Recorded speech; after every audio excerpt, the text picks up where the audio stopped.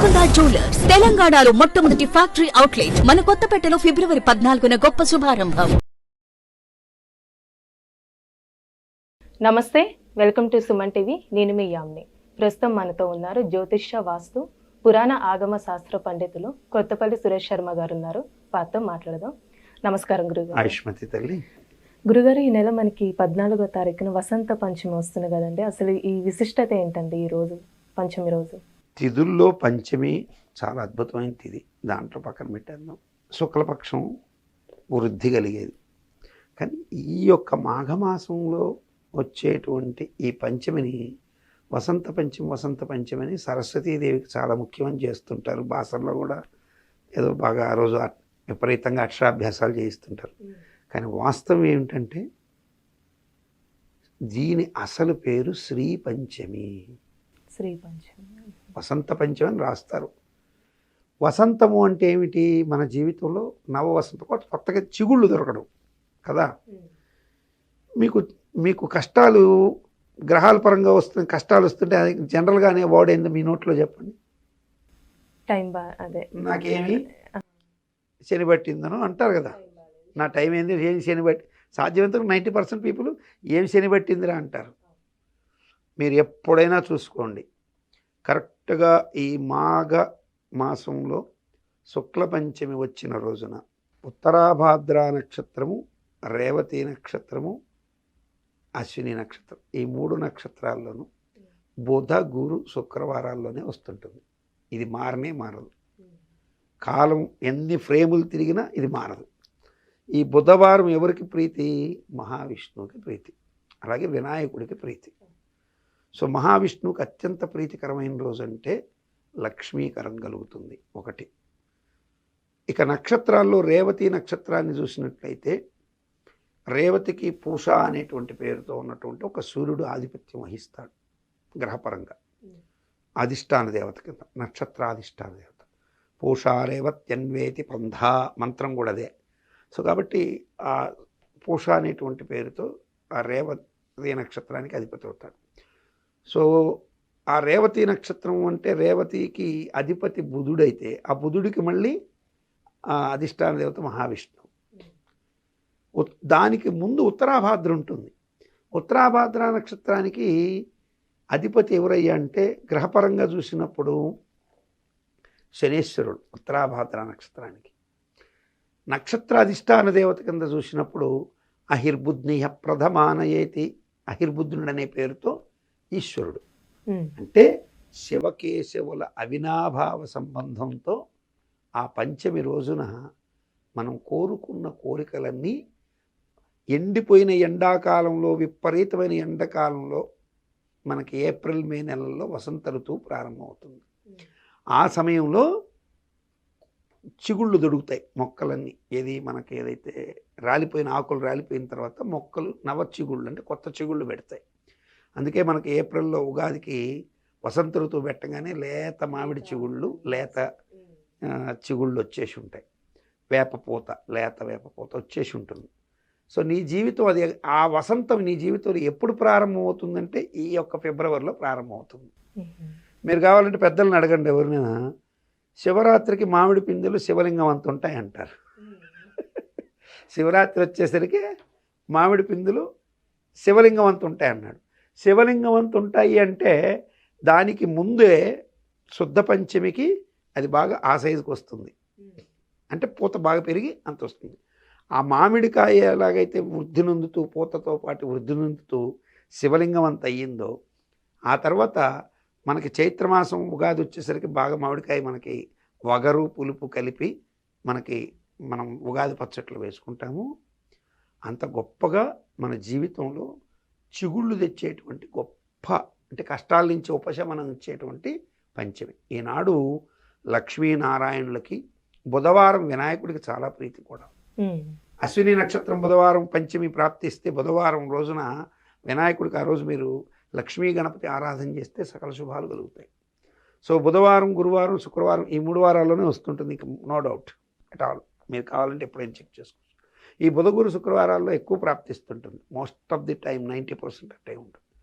So ఈ రోజుల్లో మీరు లక్ష్మీ పూజ, లక్ష్మీనారాయణ పూజ చక్కగా మహావిష్ణువుని తులసితోనూ, లక్ష్మీదేవిని తామర పూలతోనూ, ఈశ్వరుణ్ణి బిల్వపత్రాలతోనూ, వినాయకుడిని గరికతోనూ, చక్కగా మోదకాలతోనూ పూజ చేసుకుంటే నిస్సంశయంగా అలక్ష్మీకరమైనటువంటి దోషాలు తొలగి మంచి శుభాలు కలుగుతాయి.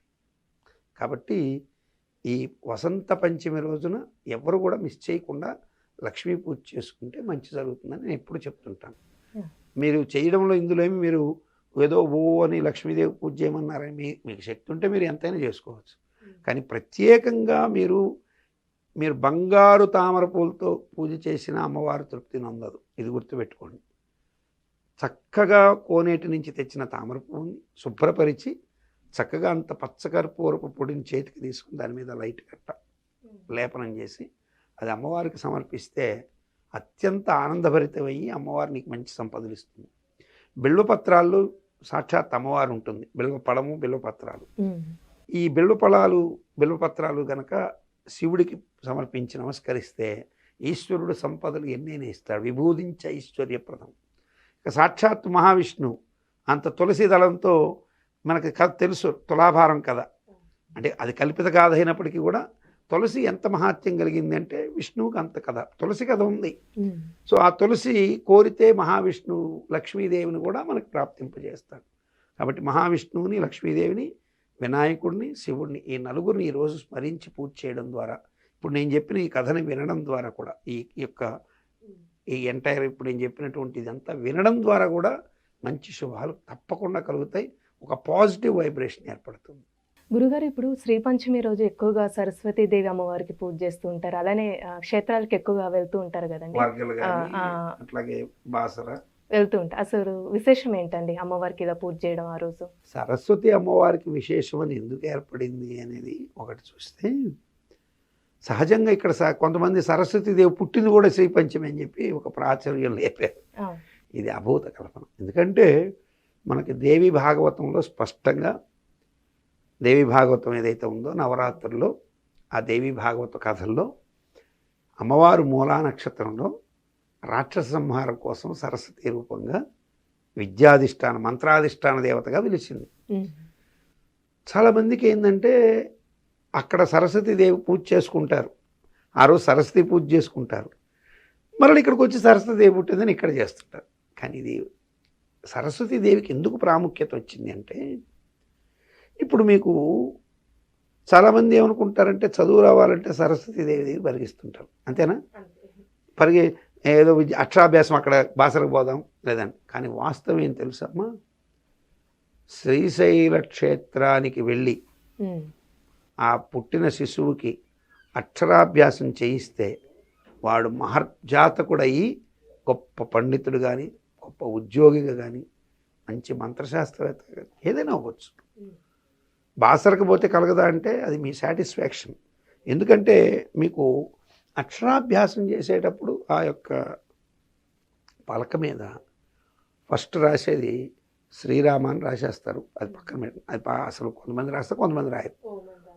ఓం నమ శివాయ సిద్ధం నమ శివాయ గురవే నమ, ఇది రాస్తారు. సరస్వతీ దేవాలయంకి వెళ్ళినా ఓం నమ సరస్వతి అని మనం రాయరు. ఓం నమ శివాయ సిద్ధం నమ శివాయ గురవే నమ అని రాయిస్తారు. అంటే ఓం నమ శివాయ అంటే శివం అనే శబ్దము శుభానికి గుర్తు.